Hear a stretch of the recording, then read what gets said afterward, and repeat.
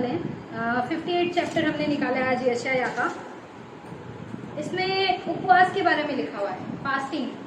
तो हम सभी ने, हम यहाँ पर जितने लोग हैं, कुछ लोग फास्ट रख रहे हैं अभी, तो कुछ लोग अभी बीच में रखे होंगे, पहले पिछले दिनों में रखे होंगे। सभी ने रखा है फास्ट कभी ना कभी।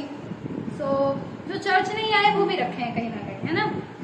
सो बाइबल हमें बताती है कि फास्ट रखना क्या होता है।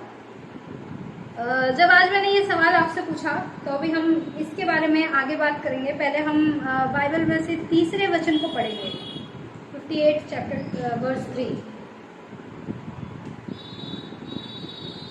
वे कहते हैं, क्या कारण है कि हमने तो उपवास रखा परंतु तूने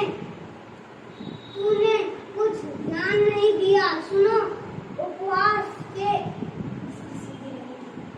इसकी सुधि नहीं ली। हमने तो उठाया परंतु तूने कुछ ध्यान नहीं दिया। सुनो। ओके, ठीक है। सो यहाँ पर बाइबल क्या कहती है कि यहाँ पर कुछ लोग कह रहे हैं कि क्या कारण है, क्यों ऐसा हो रहा है कि हम लोग उपवास रखते हैं परंतु तू हमारी सुधि नहीं लेता, और हम दुख उठाते हैं लेकिन तू हम पर ध्यान नहीं दिया, तूने हम पर ध्यान नहीं दिया।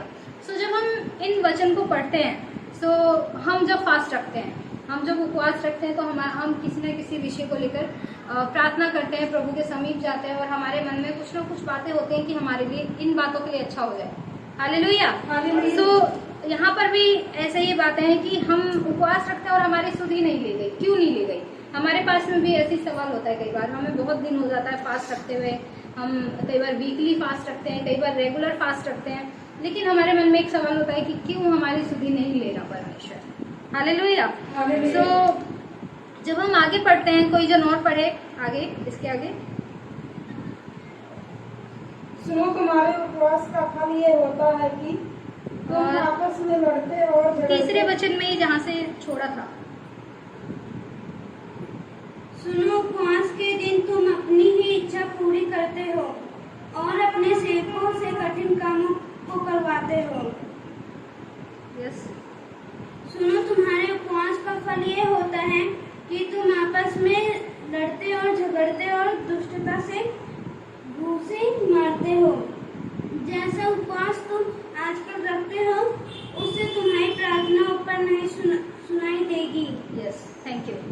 सो यहाँ पर बाइबल क्या कहती है कि जो उपवास हम रखते हैं, जो उपवास ये जो शिकायत कर रहे हैं वो लोग रखते हैं, वो उपवास कैसा है कि उस दिन क्या करते हैं, अपनी इच्छा पूरी करते हैं। अभी हमने ये बात किया था हमें क्या पसंद है। सो बहुत सारी बातें अच्छी थी, मैं उसको ऐसा नहीं कहूँगी कि वो उसको छोड़ना है या कुछ और, लेकिन हम इन बातों से सीखेंगे कि यहाँ पर बाइबल कहते हैं कि तुम अपनी इच्छा पूरी करते हो और तुम अपने सेवकों से कठिन काम कराते हो, और तुम्हारे जो उपवास का फल होता है वो क्या होता है कि तुम लड़ाई झगड़ा करते हो और एक दूसरे को दुष्टता से घूंसे मारते हो। जैसा उपवास तुम आजकल रखते हो, उससे तुम्हारी प्रार्थना ऊपर नहीं सुनाई देगी। जब हम फास्ट रखते हैं तो हम क्या करते हैं, हम सिर्फ खाना छोड़ते हैं ना, खाना छोड़ेंगे या पानी छोड़ेंगे, हम कुछ खाएंगे नहीं, खाना छोड़ देते हैं, ऐसा ही है ना। और हम पूरे दिन भूखे रहेंगे और शाम को या फिर कई लोग अगले दिन फास्ट खोलते हैं। सो बाइबल ऐसा कहती है कि सिर्फ ऐसा करने से, क्योंकि हम जिस दिन फास्ट रखते हैं, कितने लोग कहते हैं कि इनको गुस्सा नहीं आता होगा उस दिन, या वो किसी पे चिल्लाते नहीं हैं। हम सभी कहीं ना कहीं ऐसा कर देते हैं, हमसे गलतियां होती है। सो बाइबल कहती है कि उपवास रखना ये नहीं है कि हम लोग क्या करें, खाने को छोड़ दे से। यहाँ पर जब हम 5वें वचन से पढ़ते हैं तो बाइबल हमें बताती है कि उपवास कैसे रखना चाहिए या परमेश्वर को कौन सा उपवास पसंद है। यस, कोई जन पढ़े आगे 5वें वचन से। जिस उपवास से मैं प्रसन्न होता हूँ, अर्थात जिसमें मनुष्य स्वयं को दीन करे। क्या तुम इस प्रकार करते हो? क्या सिर को झाऊ के समान झुकाना, अपने नीचे टाट बिछाना और राख फैलाने ही को तुम उपवास और यहोवा को प्रसन्न करने का दिन कहते हो? जिस उपवास से मैं प्रसन्न होता हूँ, वे क्या ये नहीं कि अन्याय से बचाए हुए दासों और अंधेर साने वालों का जुआ तोड़कर उनको छुड़ा लेना और सब जुओं को टुकड़े टुकड़े कर देना? क्या वह यह नहीं है कि अपनी रोटी भूखों को बांट देना, अनाथ और मारे मारे फिरते हुओं को अपने घर ले आना, किसी को नंगा देखकर वस्त्र पहनाना और अपने जाति भाइयों से अपने को न छिपाना। Yes, thank you. सो जब हम यहाँ पर वचन को पढ़े 5 से लेकर 7 वचन तक, तो बाइबल हमें बताती है कि किस उपवास से परमेश्वर प्रसन्न होते हैं, कौन सा उपवास परमेश्वर को पसंद है। सबसे पहले जो बात लिखी है वह स्वयं को दीन करे। हालेलुया। सो क्या हम ऐसा करते हैं? दीन मतलब अपने आप को, दीन मतलब इसका एक और वर्ड है गरीब। गरीब व्यक्ति कैसा होता है? उसको वो किसी से चिल्ला के बात करेगा क्या? अपने उससे जो एक ऊंचे पद पर है या अमीर व्यक्ति से वो चिल्ला के बात करेगा? तो दीन मतलब किसी की सह लेना। सो क्या हम अपने आप को ऐसा करते हैं?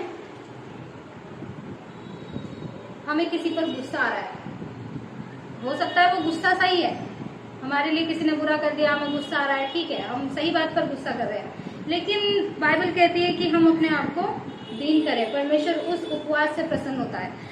और जब हम यहाँ पर बहुत सारी बातों को पढ़ते हैं, आइए हम मत्ती की पुस्तक निकालें और उसके 25 अध्याय को और 35 और 36 वचन को देखें।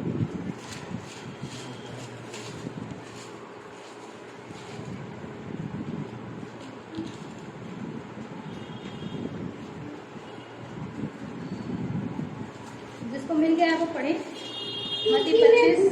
था और तुमने मुझे पानी को दिया, मैं प्यासा था और तुमने मुझे पानी पिलाया, मैं परदेसी था और तुमने मुझे अपने घर में ठहराया, मैं नंगा था और तुमने मुझे कपड़े पहनाए, मैं बीमार था और तुमने मेरी छुट्टी ली, मैं गंदगी में था और तुम मुझसे मिलने आए।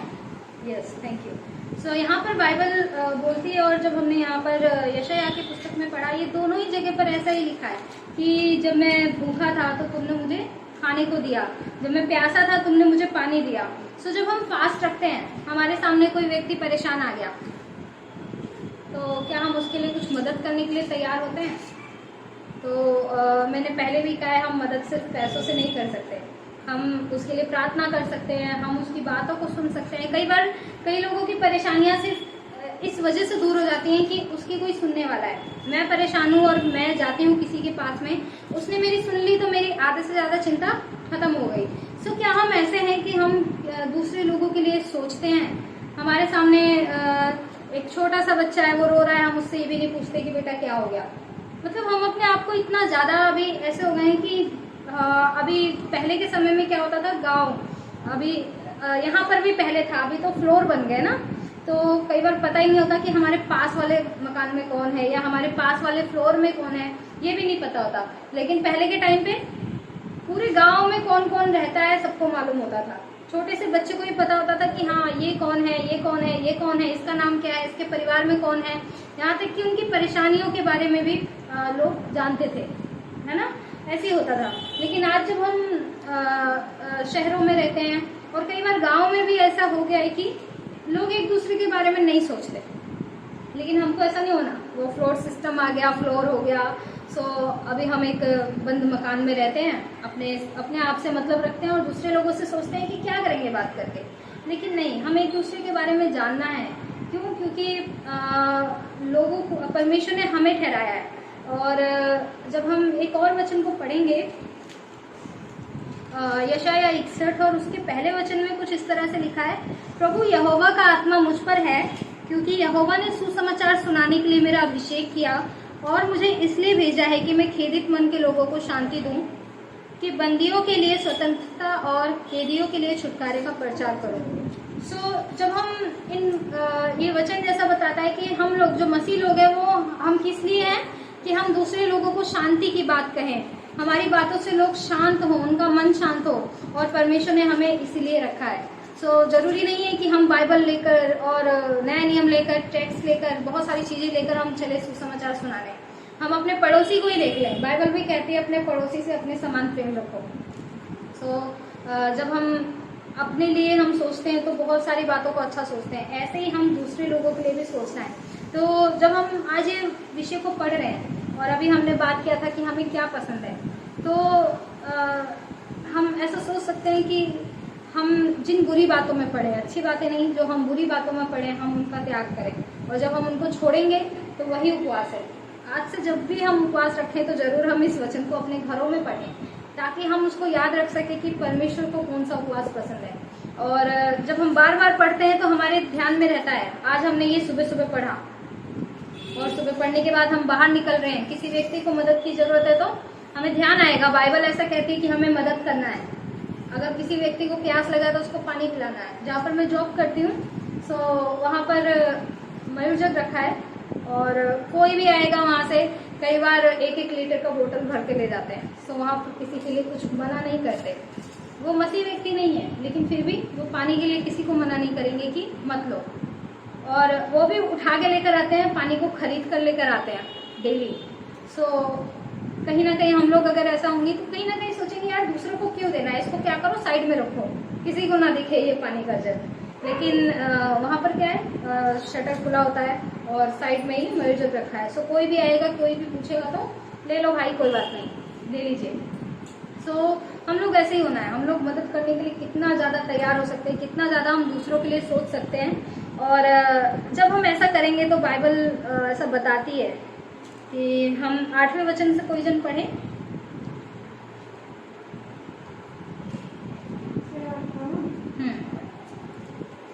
तब तेरा प्रकाश को पटने के समान चमकेगा और तू शीघ्र नंगा हो जाएगा। चंगा, ध्यान से पढ़िए। चंगा हो जाएगा, तेरा धर्म तेरे आगे आगे चलेगा, यहोवा का तेज तेरे पीछे रक्षा करके चलेगा। तब तू पुकारेगा और यहोवा उत्तर देगा, तू दुहाई देगा और वह कहेगा मैं यहाँ हूँ। बस, थैंक यू सिस्टर। सो अभी बाइबल यहाँ पर क्या कह रही है कि जब हम ऐसा करेंगे, जब हम उपवास को सही ढंग से रखेंगे, सही तरह से हम उपवास रखेंगे, तो बाइबल कहती है कि उस समय पर क्या होगा कि अगर हमें चंगाई चाहिए तो हमें चंगाई मिलेगी। और परमेश्वर हमारे लिए क्या करेगा, एक रक्षा को देगा। जब हम भजन संहिता पढ़ते हैं तो वहाँ पर लिखा है कि परमेश्वर अपने दूतों को आज्ञा देता है। क्यों आज्ञा देता है? कि वो हमारी रक्षा करें, हमारे लिए दूत ठहराए हुए परमेश्वर ने। और 9वें वचन में लिखा है कि जब हम ऐसा करेंगे, तब जब हम परमेश्वर को पुकारेंगे तो वह हमें उत्तर देगा, और जब हम दुहाई देंगे तो वो कहेगा कि मैं यहाँ हूँ।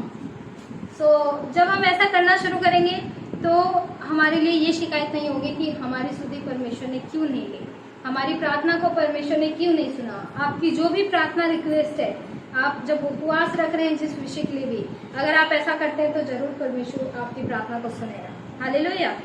प्रभु आप सभी को आशीष करे। सभी को जय मसीह की।